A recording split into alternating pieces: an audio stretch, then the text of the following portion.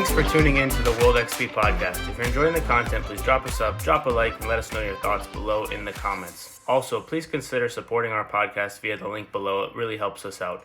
Noah, welcome to the World XP podcast. I feel like this has been a long time coming, but we're finally here. Welcome.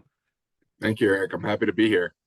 So why don't you start off with, obviously, as your name thing says, you are the face behind the DMV Sports Media, for all the soccer people watching the live streams and commentary for a lot of the games. But why don't you do a quick intro, and then for those listening who know what's going on, we'll get the question from the previous guest, and then we'll jump right into everything. Thanks, Eric. Sounds good. Yeah. So, as you stated, I'm Noah, and I run DMV Sports Media. I started DMV Sports Media back in 2021 when I was playing way too much pickup soccer, and my wife said maybe it's time you could get a second job since I'm not good enough to get paid to play, obviously. So I said, all right, well, watch it. I'm gonna get paid to watch soccer, and so I just went on Facebook Marketplace. I bought some cameras and just started showing up at games that I was finding on the internet. I think it was EPSL and a few other random local and regional leagues. I was just showing up and filming games, and of course, eventually, teams see a guy with a camera at a game, and they're like, "Where do I get this film?" And then they start to talk to you, and so then I started to, get early contracts with teams who wanted me to come film. The real breakthrough was when I started to figure out how to live stream in addition to just recording and posting highlights, which is pretty much what it was early on. The live streaming obviously really allows fan base to engage with their team in a real-time setting. I mean, people like watching the games afterwards, but there's just nothing comparable to watching a game as it's happening, as the goal is scored, that excitement. And so, early it was really rudimentary. I mean, I had a cell phone taped to a camera because I couldn't figure out how to get the internet to, utilize the actual feed from the camera. So I had two forms of a feed, like the recording for the highlights, and then the cell phone was recording the live streaming. So, we've come a long way, but that's basically the progression of DMV Sports Media. Somewhere along the lines, I was asked to come and help out in a commissioner capacity for a new league that was being formed up in Maryland. That is the Maryland Super Soccer League. And I was like, well, I have no idea how to be a commissioner. I don't know how to get fields, referees, et cetera, and schedule. And they said, it'll be easy. We'll help you, they said.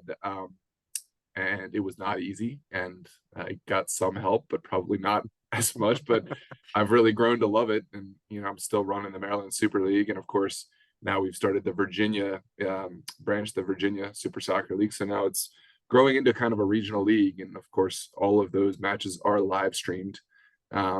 Media coverage is a big component of the Super League, and kind of just reflecting on the talent of all the players and teams we have in this area.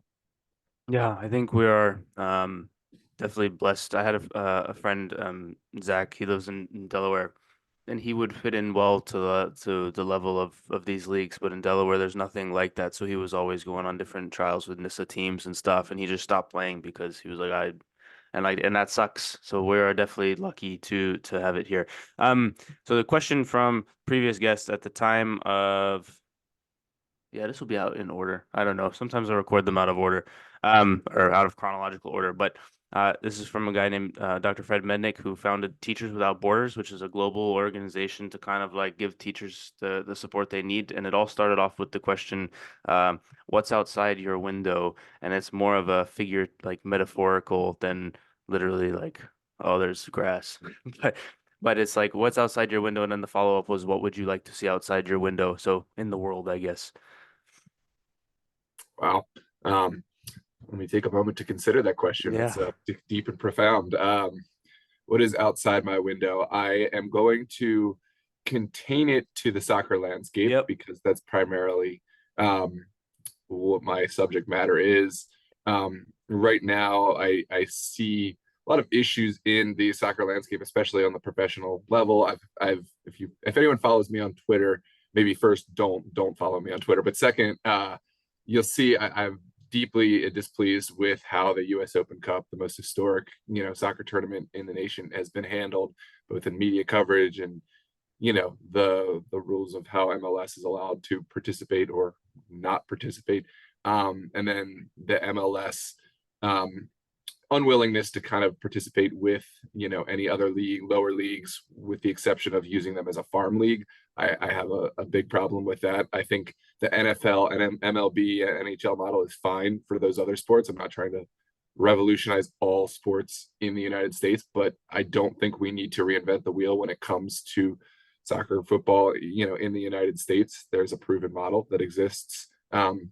And I would love to see us adopt some sort of that model. Obviously, we have a larger geography than other countries.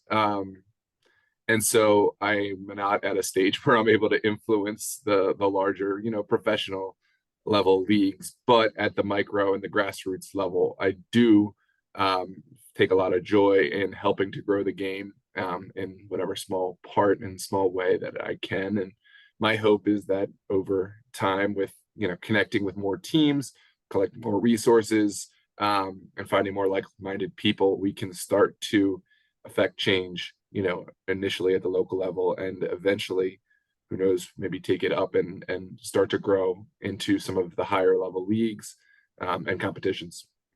Yeah, I fully agree. I think I've said this before on the podcast, but I think if you ask the players, at least at the grassroots level, the amount of teams that are in the area, I I think if you ask them if they'd prefer to have all these different leagues or one league where there's like promotion, relegation, um, I think that they would prefer one league where you have I don't think there's one amateur league in the area right now where every single game is very competitive. I think that's a fair statement. So I think if you ask the players, that they would prefer that. Um, so I don't know. It's like everybody's trying to influence it in their own way, and that's good. But also then we've got 17 leagues. So I don't know. It's the landscape is a little bit weird at the moment, but I think at least compared to 2 years ago, it seems to be clearer than it was. I don't know if you also feel that way. Yeah, I would say at least in the DMV, I can't speak, more so on a wider scale. Well, Hmm. I guess I can, but I'll be less informed about it. There are still, that alphabet soup of leagues, the SLs, the EPSL, UPSL, SSL, APL, whatever, all in this area. But I have seen on my end kind of a greater willingness between at least a few of the leagues to potentially work together. Hmm. Um, and I won't name specifically names, but I've been in talks with other leagues about how we might be able to get that together. And the truth of the matter is it is difficult because different teams have different logistical kind of barriers, different financial barriers. Some teams want to play on a certain weekday or on a weekend. Some teams have, they want all the bells and whistles, all the live streaming, and some teams just want to show up and play, and they don't have very much money to meet a larger criteria. And so those are all barriers. I don't say those to say it shouldn't happen, because I absolutely believe in what you're saying. But I'm a pragmatist, and I like to take a look and see what all the barriers will be before we go ahead. And one of the ideas that I had kind of put forward and I'm pursuing right now would be, why don't we start with some tournaments, some annual tournaments, sort of like this MDV Cup that's going on, which is put on by the Maryland State Soccer Association, but it could be even something that we, the leagues, kind of put on during the summer. And it's, like a true to form Champions League, where you qualify by achieving a certain place within your league. And then if you logistically can't participate, it falls to the next team, because, it's amateur soccer. Teams sometimes take a break, but something of that sort, that, we, the leagues, are cooperating. And then the teams get to feel out, how is it like working with this other commissioner? How is it like working with these other teams? Do we have a shared kind of mission? And then that could open us up to, maybe a shared league later on. I think it's going to be a gradual step-by-step process. 100%. I think at least the tournaments are a good step. I think this is the first year for the MDV Cup, correct? Yeah, this is the Yeah. first So year. it was good. It's a celebration of the centennial, I believe, the 100-year anniversary of Maryland State Soccer. But the plan is for it to continue to exist. It's going to be an annual tournament. It may exist in a slightly different form. This year we were just kind of figuring it out, but that is the plan. Very nice. Because then you also look at some of like the National Amateur Cup qualifiers or even US Open Cup qualifiers, and it seems like even for me, who I'm kind of like plugged in, I guess, to the amateur scene and all the leagues and the tournaments and stuff that's going on. Even for me, sometimes it's hard to keep track of everything that's going on. So, yeah, I don't know. I think it's good. The amount of tournaments, the amount of competitions are there. Like the field space is there. Obviously, the refs are there, the players are there, the teams are there. The infrastructure is kind of there to make it all happen for that amount of games necessary. But yeah, like you said, the logistics part can be a bit difficult. Obviously, um, we're not professionals, so everyone has other jobs, and so it can be a bit difficult to make that happen, especially when you talk about like roster locking and things of that nature. It's like, well, if this team does this, but then they don't have enough players, so they want to add a few players because to fill out the roster, then it makes it all like all those questions I would imagine make things quite difficult to organize something like that. Um, as I'm sure you found out learning how to be a commissioner. So, what was that like to learn to be a commissioner with on the job? Here you go, swim. One word: stressful. But Yeah. yeah, just kind of learning, I guess, to have in certain situations when to have a heavy hand and when to be firm, and also remembering that we are an amateur league and sometimes knowing when to be pliable, when to say, okay, we are going to be, flexible in this week because maybe not everyone understood the registration or something. And then realizing when a team's just trying to get one past you and game the system. I think there's things that, happen that outside of my control that now don't bother me when, a team gets upset, i.e. they disagree with a ref call that maybe the ref did get wrong or something. I don't let it, whereas in the first seasons, I'm like, oh my gosh, the league's going to fall apart because the referee messed this up and it's all on me and it's my fault and I should just quit. But like, it's not like that, Yeah. How do you deal with the problems with teams disagreeing with the refs? Because I've played on teams where that seems to happen every game. Uh and then you hear chatter of like, oh, we're gonna write to the commissioner so we never get this referee again, or like things of that nature. How do you handle that? Because well, I don't know how the ref kind of certification process works, but generally once you start playing at a certain level, you see the same kind of like group of or pool of refs. Um, and so if you've got teams that are saying, well, I'm never going to play if that one's there, uh, and then that list of refs that they say that for grows and you only have a limited number of refs, like how do you deal with that in the cycling and the pooling? Because it's not just your league that needs the refs, it's all the leagues in the area. So it's not like you have the luxury of choosing that, but just speak to that on kind of a general, because I imagine that there are other teams that feel similarly about other refs, and so you've got a merry-go-round of like, oh, that ref needs to go there and that one needs to go here, but oh, that team doesn't like that one, so I need to move this guy over here, or like, or how does that work for you as the commissioner? Yeah. So I try to, when possible, use information, to combat, complaints. I try to live in the solution. So if a team wants to complain about something, I don't dismiss their concern, but I like to explain the situation. We'll go to whatever the infraction that is being discussed, and it may turn out that the team may not have seen it in a proper light. Maybe they were unaware of a technical law, with regards to offsides. There's lots of different considerations that have to be made that teams aren't always aware of. So that's kind of step one. When mistakes are made, and especially multiple mistakes made, I do relay that information to the assigner. Sometimes there's better performances, and the refs do like to know that, and they do enjoy having that video as a tool. But the reality is we can't just blackball referees, not to mention it can create kind of a situation where teams are influencing the outcome. I mean, you can't pick your referees. And so, Hmm. I explained that, hey, we have a limited pool of referees. Well, if there's some weeks where teams may not ever realize how close we get to not getting enough referees. And we always seem to make it work, but pulling and picking apart, the referee pool and lessening it is not going to help us. So, there may be a situation where a certain referee may be recommended to not be a center referee for, a certain time until, he learns the ropes or whatever. And I had that conversation with the assigner. But I will pretty much set it as a rule that you're only allowed to, throughout the course of the whole season, blackball, if you will, one referee. I do allow that. Okay, if there's one referee you really do have a bad experience with for whatever reason, that can be your one. But you don't get any do-overs, so use it wisely. And I find that once that is made, honestly, most teams don't even end up trying to say, hey, that's our referee, because they want to wait and see if there's a worse referee, which doesn't ever end up coming along. And it's like, you really have to think about, was this that bad of an experience, or or can I just move along? Was I that upset on game day? That's another tactic. I try not to engage as much, right after the heat of the battle. One day later is usually my rule.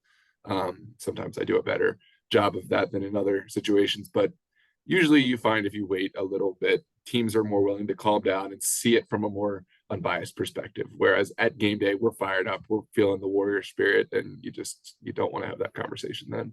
Yeah, it feels like a very unforgiving position for you to be in because um yeah, nobody's making good decisions like in the game, and it's a bit unfortunate that sometimes the refs have to get to the brunt of that, right? Because they're only human. But at the end of the day, then there's some things where you're like, oh, dude, come on, man.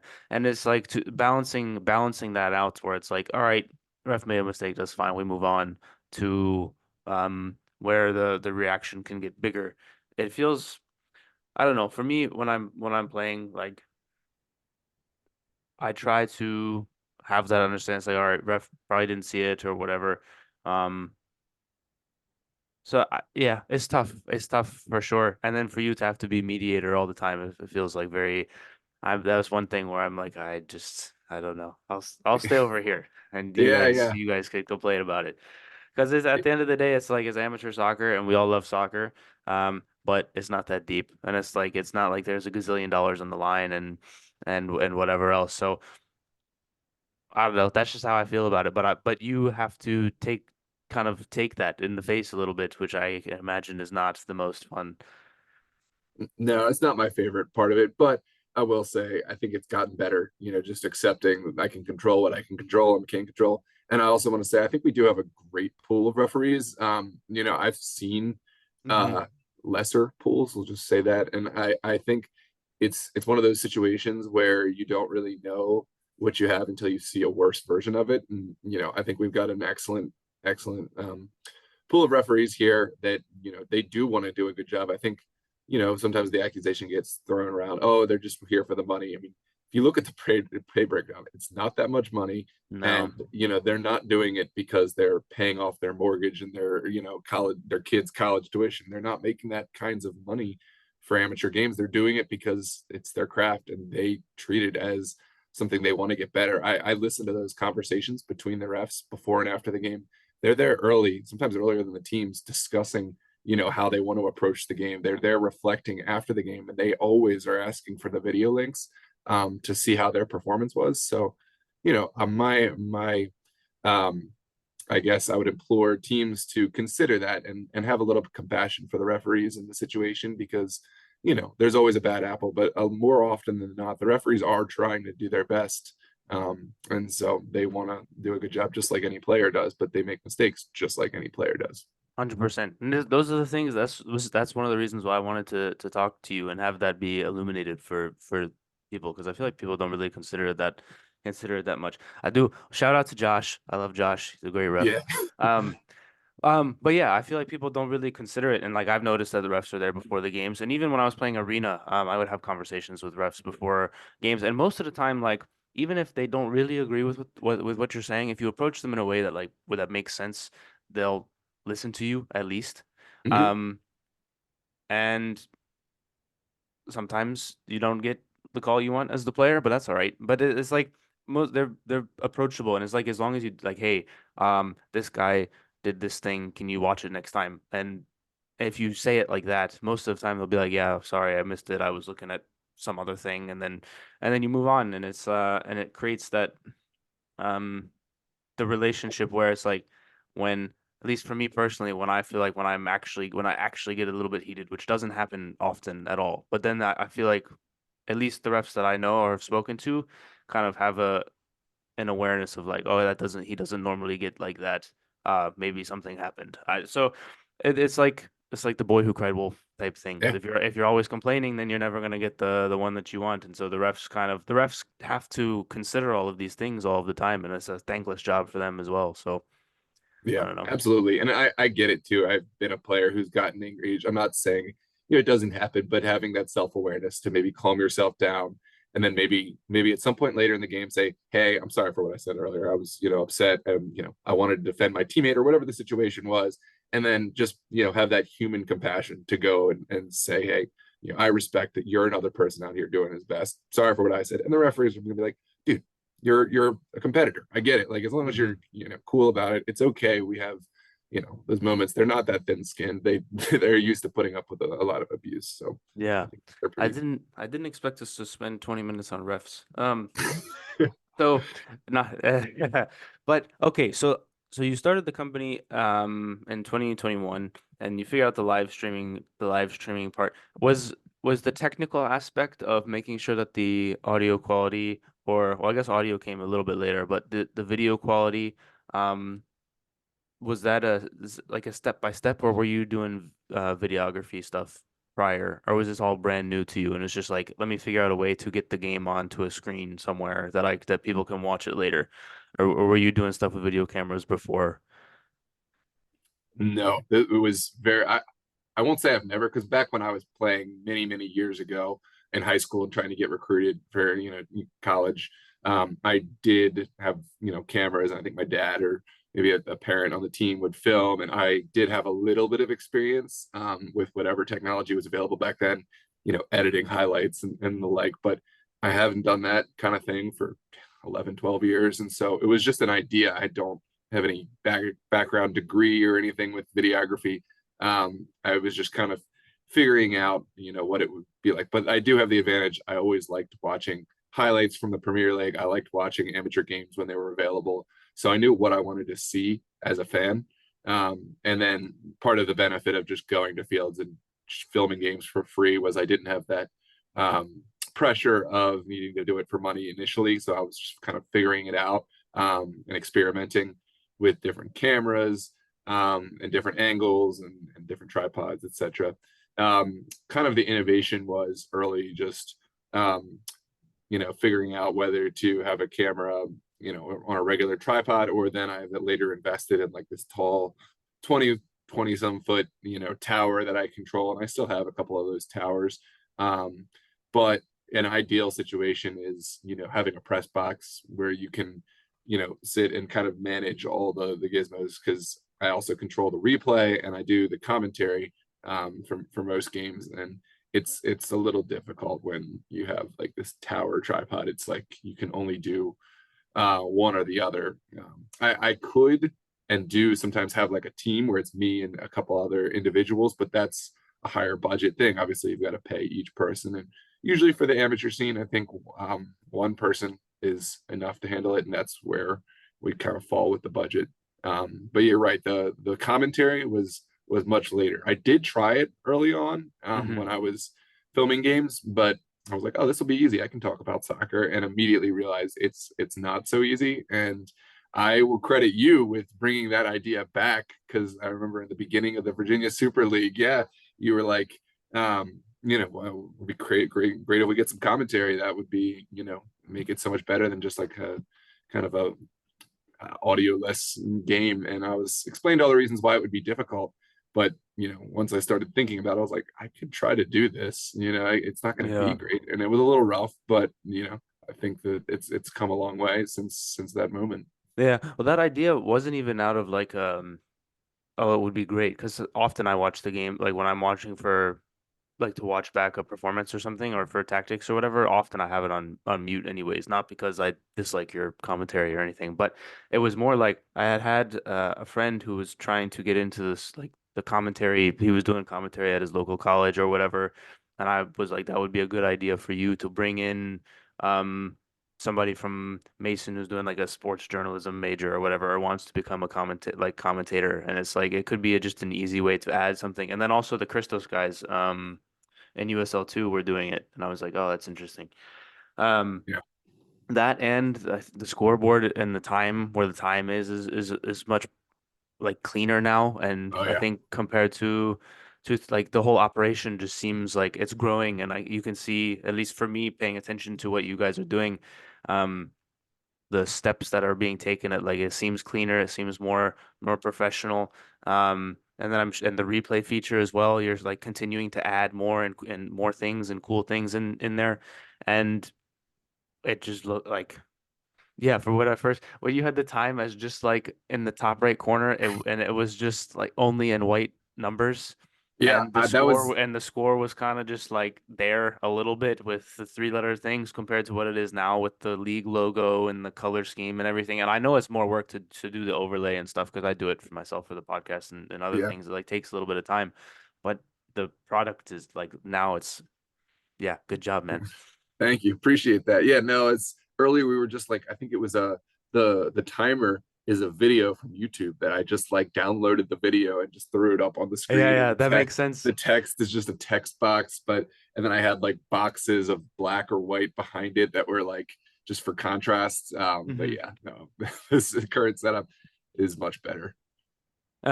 So when it comes to, I did want to ask you about the commentary piece about you doing it because obviously, like a lot of forms of communication, podcast included, it seems easier. It seems easy when you just hear somebody talking and you're like, oh, that's not that bad. And then you do it, you're like, oh, this is that good. But so you've been learning, obviously, as you've been going. How's that process been for you, from not obviously when you tried it a few years ago, but to when you really started picking it up now, and having Alfred along, who, by the way, Alfred is a phenomenal commentator, and he could go somewhere and do something with that, I feel like. Oh yeah. But how is it having him in the booth with you and the learning process for yourself? Well, I early, in between that time where I initially tried it years ago and when I picked it up after you made the suggestion, I did have the valuable experience of working with Christian and Danny up at the Christos USL2. I was doing their video, and of course, Christian and Danny are incredibly experienced commentary guys.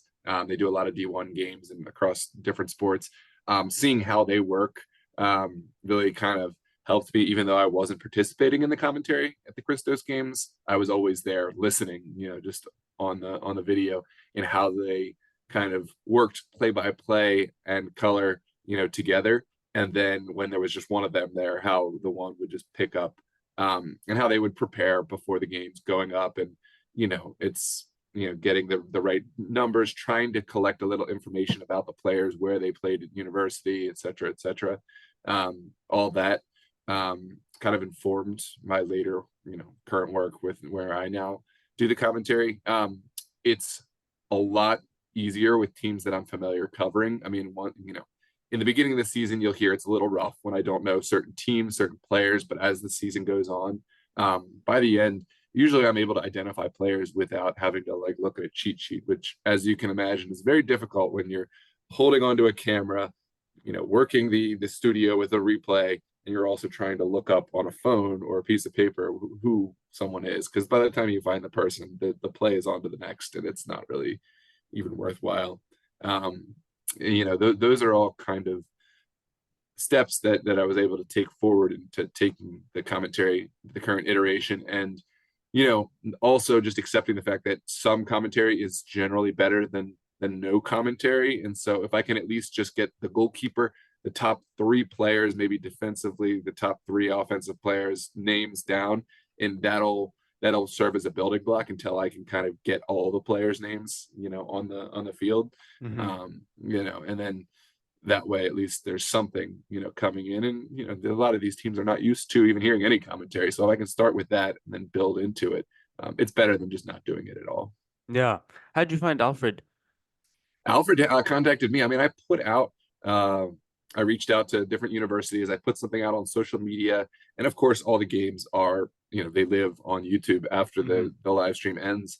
So Alfred found us. He emailed me, and Alfred is incredibly passionate about it. I was worried about, are we going to be able to make this work with, an amateur league with not the most budget? And Alfred was like, I want to participate. And so, Alfred came on, and now, whenever he can make it, it's excellent. And I'll always get people asking, when's the guy with the English accent coming? I'm like, he'll come when he likes it, but he truly enjoys it. I mean, he comes because he enjoys um, watching the games, participating in the storylines, and he has experience because he did commentary back in Sierra Leone before he moved. But he was saying that they don't always have the same availability of games. There's such a competition for commentators to get those roles, even whether paid or voluntary. And so here, he was really happy to see. He was surprised that I kind of got right back to him and said, yeah, come on out, do a game. He thought it would be like, I don't know, a waiting list or something. I was like, oh man, come on. But we're figuring out how to work together. Sometimes we get so excited that we talk over one another, but I think most of the time we do a pretty good job of kind of back and forth on give and take with the commentary. I fully agree. At least to me, he's become kind of a staple of what you guys are doing. Obviously, I've met him now a bunch of times, and great guy for sure. I think the addition of I'm glad he reached out because he's been a very good addition to the Virginia amateur scene, I think. So okay, so you got the equipment down and the commentary piece down, and then and we talked a little bit about the overlay. I want to talk about the replay a little bit. Um, Sometimes you do replays, and I'm like, why did he replay that? Like, not because in a game where there's not a lot of chances, are you searching for other things to replay? Like in your head, are you sitting there thinking, it'd be great if we got 3 replays this half, or is it just as it comes? That's how you're good. That's how you're like. How do you decide? Obviously, goals and things like that, but other plays. Yeah. So, And also, how does it work? So the replay, I'll just start with how it works. The instant replay feature, it's just a hotkey that I have on the board. I can set it up in my studio. And so the whole game is kind of being recorded in the studio as, I recorded also on the camera SD card.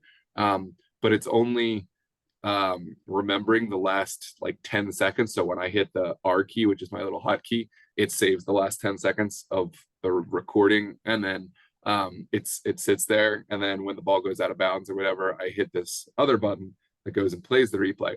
And I try to do it for most shots, fouls that maybe weren't a foul or maybe were a really bad foul, penalty kick decisions, of course, goalkeeper saves, really good tackles. But I often, if there is a one of those plays that is made, and then play continues, I may or may not have a time to reach over and hit the key, because if it's just me and I'm also on the camera, I don't want to miss what's going on. So that's why sometimes I may not hit the button in time to record something that is actually playoff replay worthy. I could go back in and go back. I can manually do it, but in the heat of the game, I'm usually not going to do that because it's a lot more effort to go and find that sequence of. That seems like a lot of work. Yeah, if I had someone who was like a devoted studio person, that would be more feasible. But sometimes I guess when I do an instant replay for a shot that went 30 yards over the goal, and you're wondering why, it's because the goalkeeper then has to go and retrieve that ball, and we're just kind of looking and seeing nothing. So I'm like, oh, that makes total sense. Better replay of the terrible shot and than just watching the goalkeeper run and go get the ball. But yeah, no, sometimes it's that probably wasn't worth it, and there's really no answer as to why sometimes I do it and sometimes I don't, other than I just didn't feel like it. Oh, that's hilarious. No, that's a good reason. That's a good reason, though. Yeah. So how do you now running the leagues, and you've got your normal job, so you run the leagues and you run the media company. How do you have any time to do and you play? Well, not at the moment because you're injured, unfortunately, but do you have any time to do anything else ever? I try to make time is the simple answer. Thankfully I love what I do. If I didn't love this filming and the running of the leagues, it wouldn't be possible. I would have burnt out quite a while ago because I don't have a lot of time. And my wife will tell you, thankfully, my wife, Sydney, is super supportive of, growing the business, and growing the leagues. But we don't have a ton of time together. But it's like I work the 9 to 5, Monday to Friday. I come home usually for a very brief time around like say 7 o'clock, and I quickly grab all my equipment and then I'm off to go film a game, live stream at the VSSL Tuesday or Thursday. Saturday is usually devoted to UPSL. Usually I spend some time in the morning either editing, or my wife and I'll go for a bike ride or something. Sunday is all filming, all Super League and whatever other league I'm going to be doing. Monday, usually we have a little bit of time. There's not too many games, but it is pretty all consuming. But recently, we scheduled a vacation last year. We went on vacation, and I kind of had to just start scheduling those vacations with the acceptance of I'm going to miss some stuff, and I'm going to have some people who are able to cover, because a couple of years ago, or even last year, I really struggled to schedule anything out because there's always some game that I'll be missing, whether it's fall, spring, summer, there's tournaments, winter, there's state cup tournaments. And so I would always be afraid of missing something. But now it's like, we're scheduling a vacation this end of May and June, and there's going to be probably some pretty crucial games that I'll miss. But you can't completely ignore your own personal life and your relationship life for work. So it's just right now just getting people in place who are able to replicate, or at least to some degree do what I do, working for DMV Sports Media. And I think that's the next step, is really fully replicating what I do, and leaving people behind to be able to do it.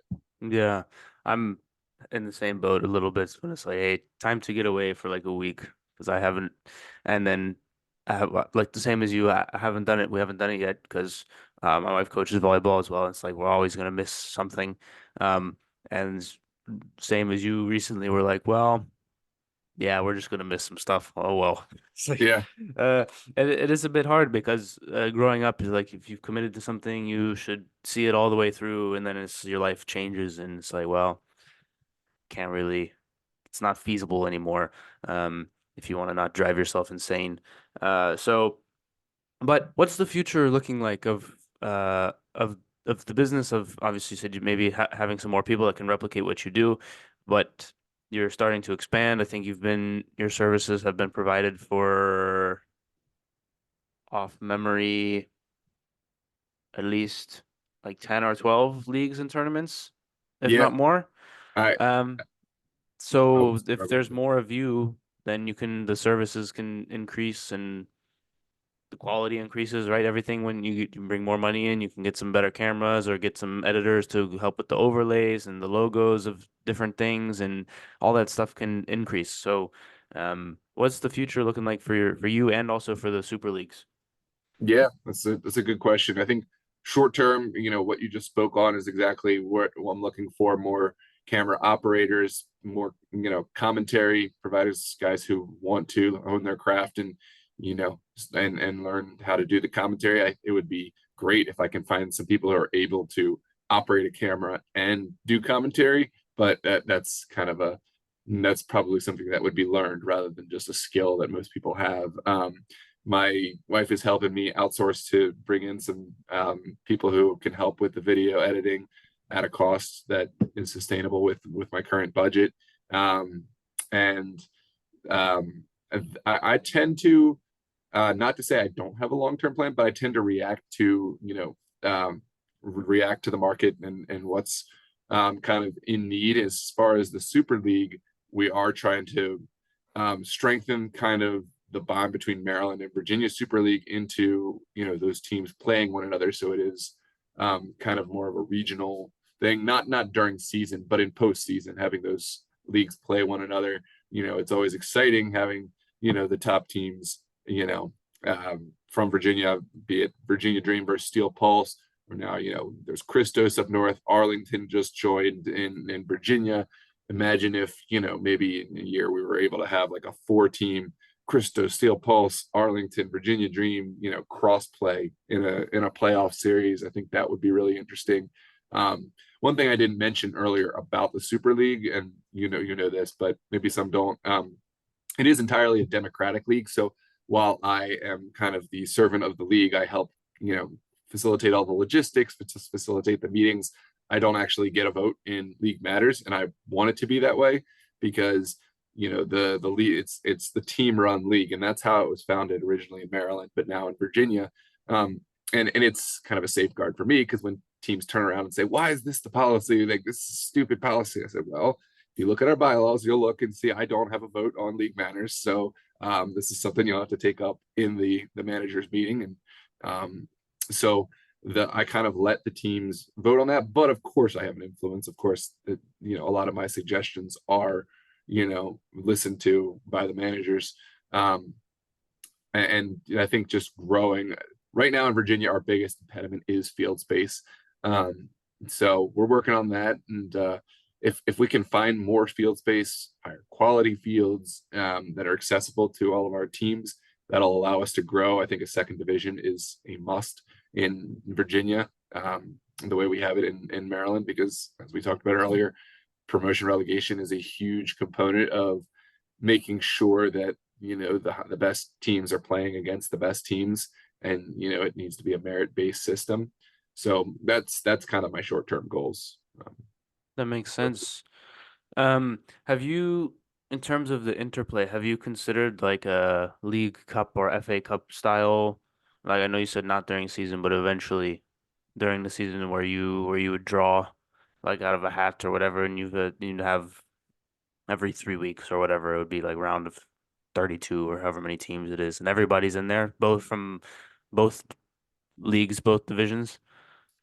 Yeah, it's been suggested. It's a great idea. Right now, I think the biggest impediment is just that Virginia plays during the midweek and Maryland plays on Sundays, and so playing, concurrent with the season is going to be really tough, Mm-hmm. especially in springtime. Right now, with the U.S. Amateur Cup and the Werner Fricker Cup, which is like the Region One Cup. Maryland has two teams representing in those, and two teams from the Super League, Christos and Steel Pulse. So it makes it so difficult. We're going to have tons of midweek games for Maryland. It's all kind of backed up. Plus, the MDV Cup is still going on and will be going on because Christos is in the U.S. Open Cup. Whole bunch of logistics that I'm not going to, but it is just things to consider in, are we able to add more fixtures? In Virginia, I know a lot of teams play in the UPSL or in other regional leagues, like Estudiantes and EPSL. And so those are all considerations.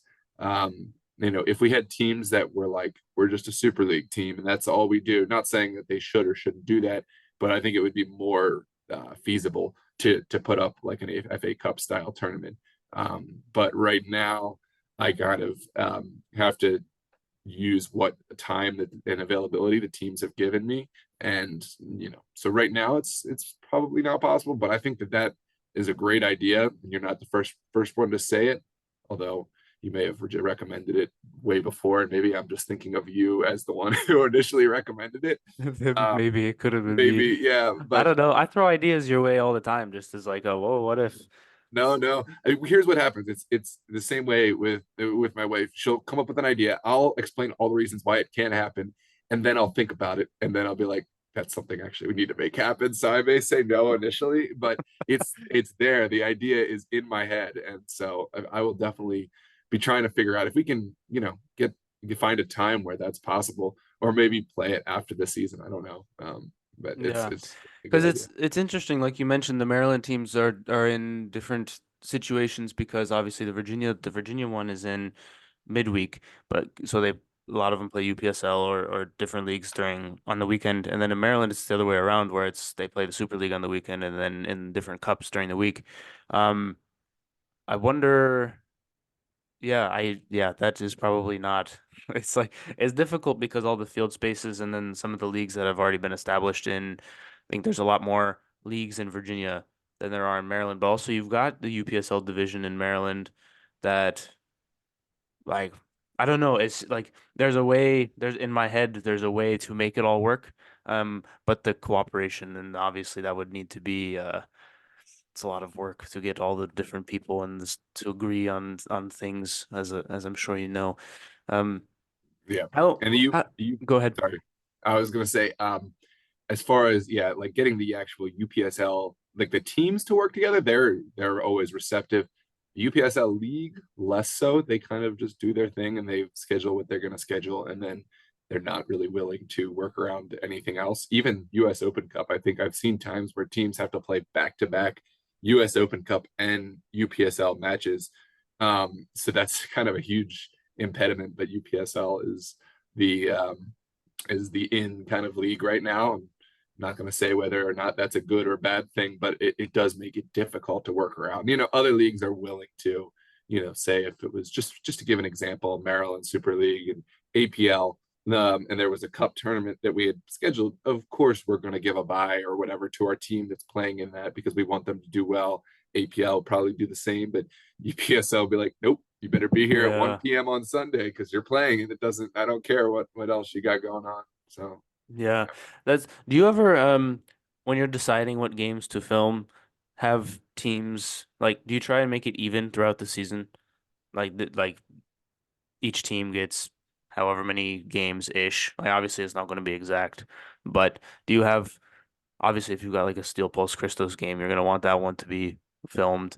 Um, so do you have teams that are in maybe like the second division or lower down in the first division that are like, hey, why don't we get as many games on the live stream, or is that like worked out beforehand? You mentioned bylaws before, and I think maybe getting into policy would be a bit boring for people listening, but do you like, is that a consideration, or is that, or are those conversations had, or is that kind of accepted that every team gets about the same amount of games, and the top teams maybe get an extra one or two just because whatever, or how does that work? Well, the answer is very simple. All games are live streamed. All MSSL and all VSSL matches are live streamed. As far as me personally, I try to be as many as I can. We have an excellent partner up in Maryland we work with, and shout out to Big Mo, who is another excellent cameraman. Doesn't do the commentary, but he has a really good setup, and I learned a lot from him. Actually, he's been doing this much longer than I have, so I've learned a lot of videography from him. But short answer, all matches are live streamed. I try to provide, the top matches with maybe a little bit of something else in terms of commentary and whatever else, but everyone gets the same coverage, and that's how we've kind of built it in, because we think that just because you're a Division II team doesn't mean that you shouldn't be getting coverage, because you may be the next Steel Pulse Christos. Steel Pulse started out in Division II. Some may not know that, but they started out in Division II. They worked their way up through, and now obviously they're one of the well-known teams in the area. But I feel like a lot of teams, and now I'm going off on a completely separate side tangent. Go for it. Go for it. Yeah, a lot of teams now, like, they're not willing to start off in second division. There's just so many leagues that if we say, hey, all new teams start off in Division II and then work their way up, and there's 2 slots out of 8 teams, so it's really feasible that you could do it in one season.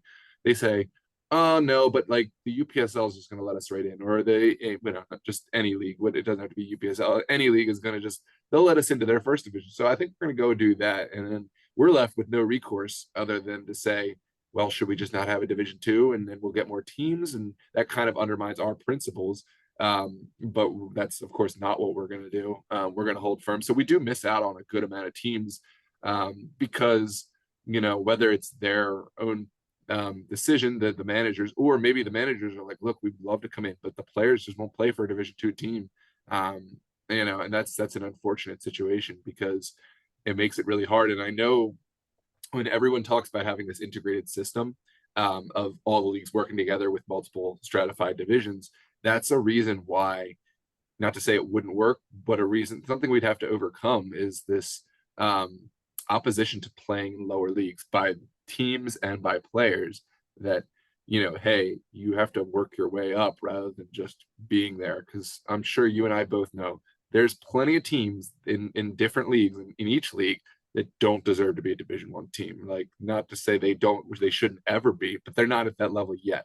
And everyone knows it except for maybe the team themselves. But that would have to change if we were to get there. Yeah, that's interesting and very true. I think I don't know. I'll save that musing for off camera.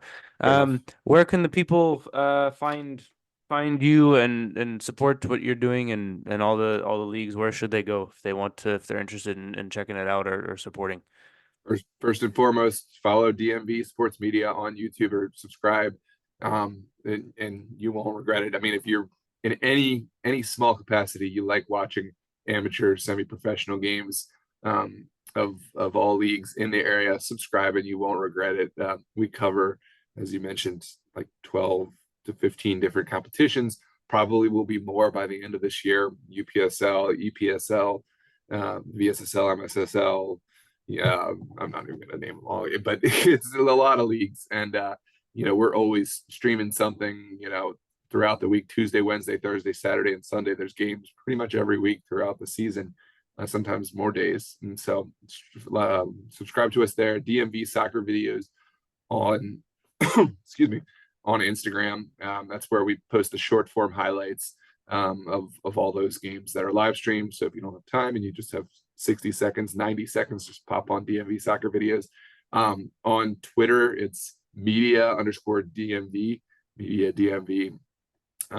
That's where you'll see the soccer political side of me, with regards to how I think it should be or why the current system is broken. But also I post a bunch of just links to live streams that are going on.